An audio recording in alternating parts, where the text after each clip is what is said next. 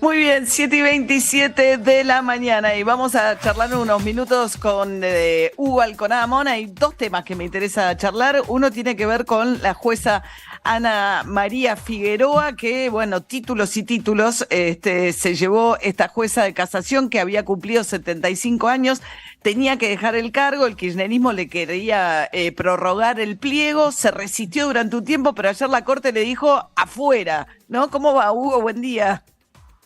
Buen día, María, buen día, equipo. Buen Es día. así. Buen día. Lo que terminó ocurriendo es que la Corte tomó la decisión que la propia casación no tomaba.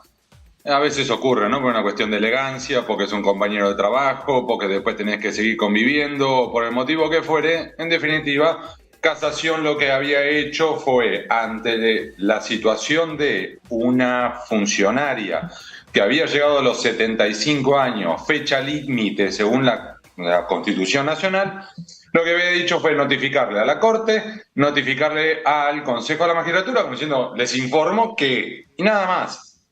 Y era curioso, María, porque lo que había terminado ocurriendo era que ya con una funcionaria judicial llegando a los 75, que hasta ese momento era presidenta de la casación, quedaban en un limbo. Bueno, el limbo se terminó ayer cuando la Corte Suprema responde a ese informe de la casación como diciendo game over.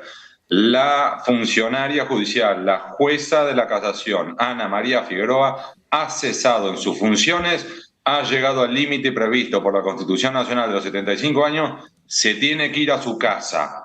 Esa es la síntesis. Después podemos entrar de por qué ella planteaba que tenía argumentos para poder continuar en su cargo y demás. Pero la historia es, ayer terminó.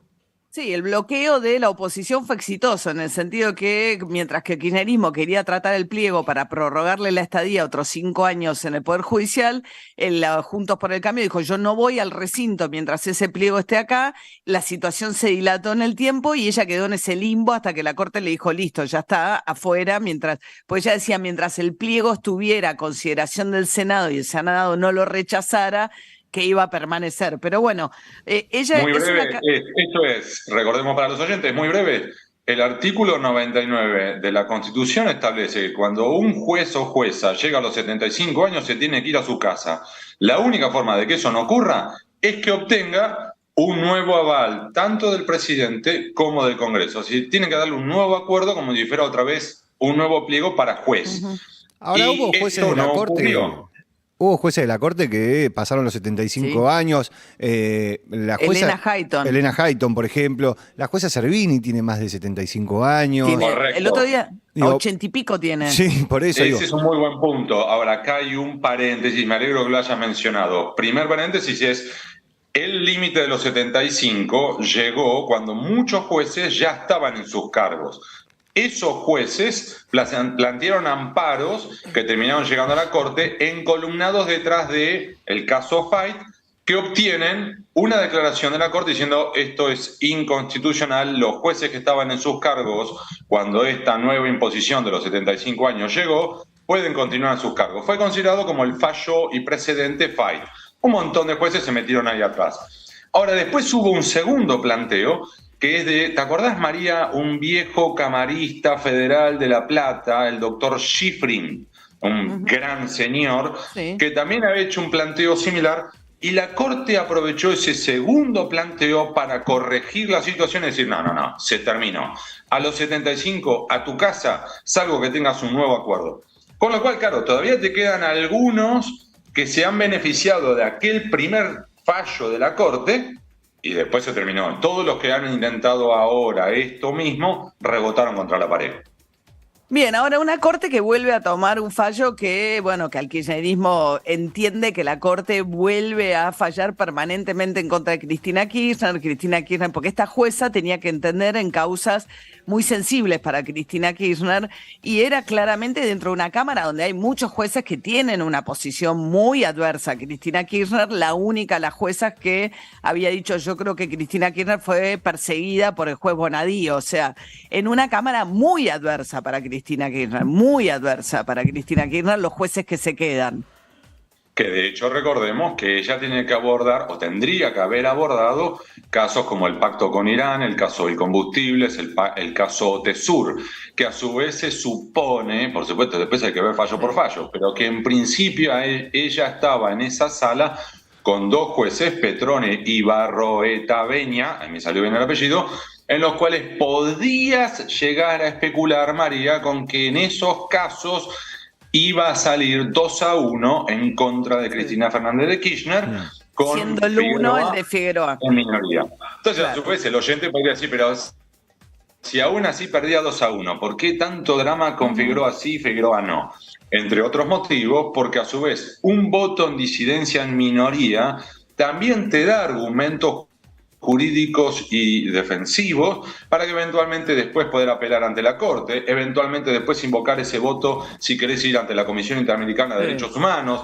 Es decir, es un jalón en un debate eventualmente defensivo que te puede tomar años y varias instancias más. Sí, lo que tiene me parece, y vamos a hacer un salto a Brasil breve porque es un despelote, pero Cristina Kirchner querría que pasara en Argentina lo que está pasando en Brasil y estas decisiones de la Corte la llevan a creer que no va a pasar acá en Argentina, que la Corte diga usted ha sido una perseguida política, que es lo que le acaba de decir un poco un integrante de la Corte de Brasil a Lula, diciendo la causa por la cual lo metieron preso fue una causa armada por el juez Moro simplemente para meterlo preso. De hecho, te corrijo, no es un poco una causa política. Lo que acaba de definir el Supremo Tribunal Federal brasileño es eso. Es decir, lo que ha ocurrido acá fue un, comillas, error histórico que fue basado en métodos heterodoxos del juez Sergio Moro que jamás debieron ocurrir, que fueron ilegales, que incluso le costaron un perjuicio psicológico al expresidente y actual presidente Luis Ignacio Lula da Silva. Así que el fallo de la Corte brasileña, la verdad que es una patada total al caso Lavallato, al menos, aclaremos esto, en el caso de Lula. Sí. Recordemos por qué hago esta consideración, María, solo muy breve, en 10 segundos. El caso Lavallato involucra a tanto la empresa Odebrecht como a otras empresas y es tanto el caso sobre el propio Lula como sobre muchos otros funcionarios, diputados, senadores, gobernadores y empresarios como el propio Odebrecht que estuvo en prisión y cumplió su pena en prisión. Claro, pero ahí Se nos congeló un poquito, me parece, sí. Quedó en Vale, una buena empresa posición, por lo menos. Ahí sí. se nos fue Hugo, ¿no? No, No, te fuiste vos. Vos te nos fuiste. Yo me fui, Sí, volví. ahí está. Ahí volviste, ahí Vos te estás. habías ido de paseo. Acá estoy de vuelta, me abdujeron. No, decía que con Odebrecht, que es la principal constructora brasilera, el Lavallato fue una situación en la cual los empresarios, a cambio de confesar que habían pagado coimas, mejoraban su situación procesal. Lo que dice la Corte es esas confesiones se las extrajeron con métodos ilegales, que es un poco lo que dice Cristina Kirchner respecto de la causa de los cuadernos también, ¿no? Y ahí también te digo, hago un mea culpa, ¿no? Porque yo estaba, la verdad, fascinado con el juez Sergio Moro. Claro, pero eso era antes, María, de que saliera a la luz los métodos que aplicó. Claro, cuando uno después se termina enterando de que este muchacho terminaba cruzando mensajes de texto con el fiscal, que terminaban metiendo pruebas medias raras. Claro, te agarrás la cabeza. Claro, no lo Apretando sabíamos. testigos, ¿no? En definitiva, Coordinando estrategias en este con los caso, fiscales. Es que en este caso concreto, Luis Ignacio Lula da Silva terminó pasando 580 días en prisión, que ahora la Corte Suprema brasileña definió esto como, comillas, el huevo de la serpiente de los ataques a la democracia. Es decir, utilizaron métodos ilegales para sacarlo de la cancha democrática a Lula, con las derivaciones que tuvimos después, que terminó ganando Jair Bolsonaro. Claro. Bien. Bueno, Hugo Alcoramón, gracias Hugo, que tengas buen día. Buen día, equipo, buen día, María. Buen día. Adiós. 7:37 de la mañana, como se dio vuelta la taba en Brasil, ¿no? Sí. Y Sí, la cambiaron verdad. las cosas de repente. Digo, y para que quede claro, Eh, es la misma Corte, ¿eh? Digo, no se cambió los miembros de la Corte Suprema. Con, No. con la llegada de Lula a la presidencia no se modificó ningún miembro de la Corte Suprema. No. La propia Corte dice que los métodos por los cuales se extrajeron las supuestas confesiones, los pagos de coimas, son ilegales.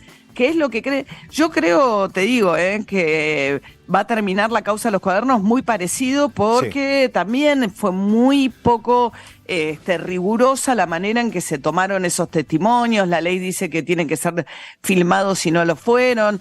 Va a terminar siendo muy cuestionado también el trabajo del fiscal Stornelli en la causa de los cuadernos por cómo se aplicó la ley del arrepentido. Eso es lo que yo creo. Vamos a ver qué pasa en instancias superiores. 7:38 de la mañana salió un nuevo tema de los Rolling Stones.